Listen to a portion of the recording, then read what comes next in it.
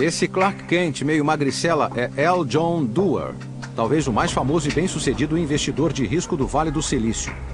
Ele já financiou a Sun, a Compaq, o Netscape e a Amazon.com, e oficialmente é o homem com toque de Midas. Então, praticamente inevitável que Page e Brin acabariam na porta de Doerr. Eles estavam tão convencidos de que a busca era uma coisa tão grande, tão importante, que ia crescer tanto que eu perguntei até onde. E Larry Page, totalmente sério, disse: bem, 10 bilhões em receita. Aí eu caí da minha cadeira. Eu tinha certeza de que eram empresários muito ambiciosos, com uma visão poderosa. Poucas coisas faziam o barco de John Doerr flutuar mais do que ambições grandiosas. E até naquela época, Page e Brin tinham ambições que fariam qualquer mortal corar. Eles queriam organizar literalmente todas as informações do mundo, torná-la buscável e universalmente acessível. Oh! No início de 1999, recebi um telefonema de John Doerr, que queria que eu fosse até seu escritório, que tinha uma coisa para me mostrar. Não fazia ideia do que ele estava falando, mas quando John Doerr chama, a gente atende. Doerr me sentou atrás de sua mesa e me disse que havia feito um investimento em uma empresa iniciante. Uma ferramenta de busca, imagine. Então ele se virou para o computador, abriu o navegador e me mostrou um site que eu não conhecia, google.com. A diferença era surpreendente, assim como a simplicidade radical do Google, e os resultados eram incrivelmente precisos. Eu me virei para Doerr e disse: uau, isso é impressionante, mas não tem publicidade no site, nem mais nada. Como é que isso vai dar dinheiro? E Doerr respondeu: esses caras estão solucionando o problema mais difícil da internet. E se não descobrirmos como ganhar dinheiro com isso, precisamos sair desse ramo. Mas descobrir como a Google se tornaria lucrativa provou não ser nada fácil, e à medida que os dias que passavam e viravam meses, sem um plano empresarial, os investidores foram ficando cada vez mais inseguros. Não havia nenhum meio de sustento para nenhum dos associados ao Google. Não havia dinheiro trocando de mãos. E os fundadores tinham de contratar pessoas, tinham de pagar as pessoas, tinham de comprar equipamento para armazenar o serviço, e tudo isso requeria dinheiro. Cerca de $500 milhão saíam pelas portas da Google todo mês. Isso significava que os $25 milhões no banco não durariam muito. A solução óbvia era seguir os passos da Yahoo e da Excite e pôr banners de anúncios no site. Mas em uma de suas decisões mais corajosas e mais visionárias, Page e Brin se recusaram a seguir o caminho mais fácil. Eles simplesmente não conseguiam suportar a ideia do Google se tornar apenas mais um portal apinhado. Eles queriam garantir que as pessoas tivessem uma experiência incrível, mas também com anúncios que fizessem sentido para as pessoas. Page e Brin não eram contra a publicidade em si. Eles só queriam que fosse de uma maneira mais fácil e webificada.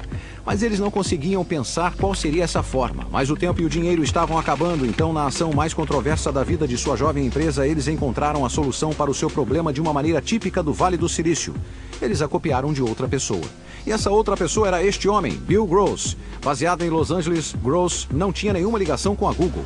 Ele administrava uma empresa pequena chamada Ideal Lab, uma espécie de incubadora de ideias inovadoras e as empresas iniciantes que as criam.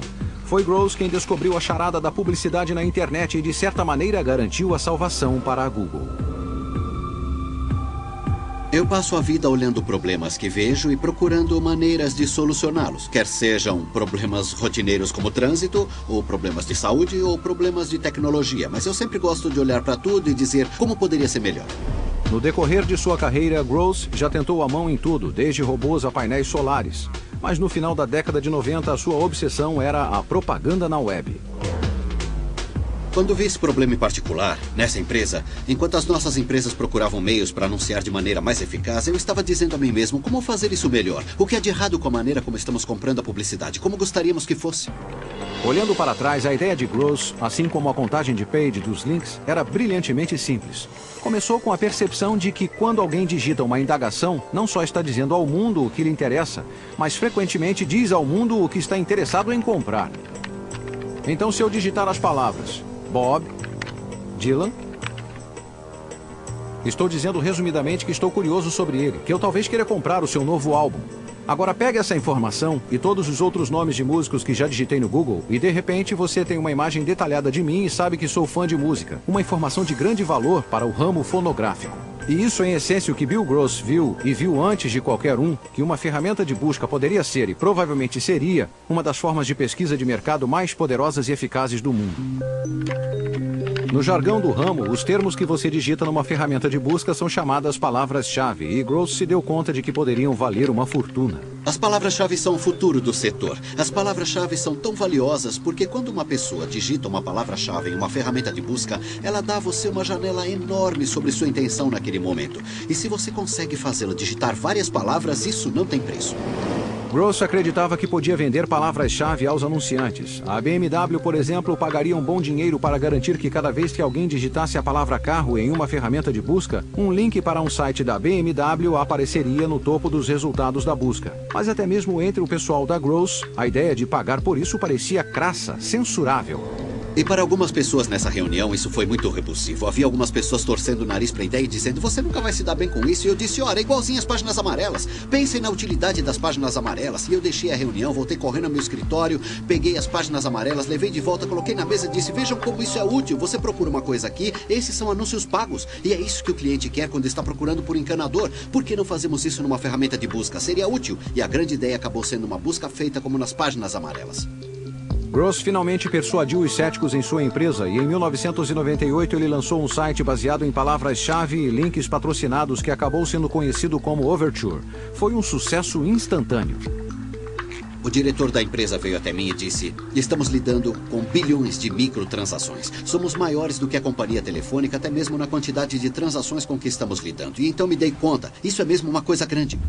O que Gross não sabia era que no Vale do Silício ele estava sendo observado e que a Google acabaria vendo a ideia dele como a solução de seu dilema de projeto empresarial. Larry e Sergey aconteceram num site pequeno, o Overture, que estava crescendo bem com listagens patrocinadas.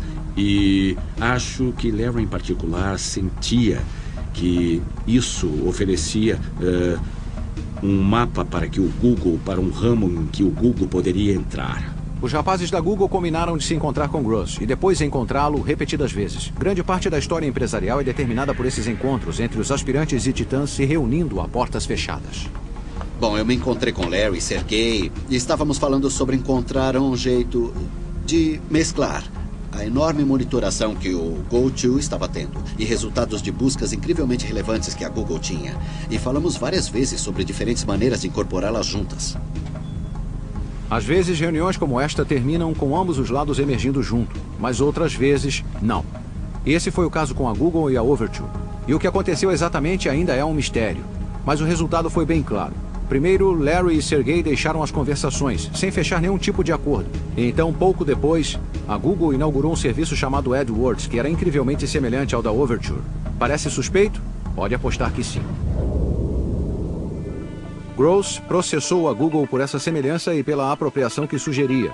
Mas finalmente os dois lados se entenderam fora dos tribunais. E uma coisa é certa, o acordo incluiu dinheiro bastante em ações da Google para manter Bill Gross extremamente feliz. Achamos que daria valor adicional, mas nunca pensamos que tivesse esse tipo de impacto e alcance e resultasse num plano empresarial online valioso. Mas adoramos que tenha acontecido.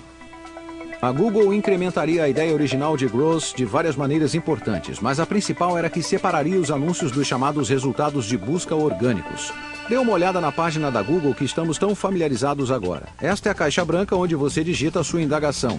Aqui estão os resultados limpos gerados pelo algoritmo de relevância do Google. Então aqui em cima e à direita temos os anúncios, os links azuis patrocinados pelos quais as empresas pagaram. E é deles que a Google faturou bilhões em lucros nos últimos anos. Ficou claro que era uma experiência melhor para o usuário do que chegar num site que parecia a Rua 42 ou Times Square às 2 da madrugada, e eles acharam que seria melhor para os anunciantes também, porque resultaria em mais negócios para eles. E essa foi uma ideia maravilhosa, incrível e surpreendente no início de 2000. O que a Google tinha feito não foi apenas abrir um caminho na direção de seu sucesso comercial. Tinha criado as fundações para a astronômica decolagem da publicidade na internet em grande escala. De repente, com AdWords e serviços semelhantes da Microsoft e da Yahoo, qualquer um que quisesse pôr seus produtos online, da Toyota e do Citibank, Até um pastor nas montanhas rurais vendendo tapetes de pele de bode tinha à sua disposição um meio eficaz de chegar a um mercado global. O que nós agora entendemos é que esse foi o nascimento da economia na internet e a Google o seu principal jogador.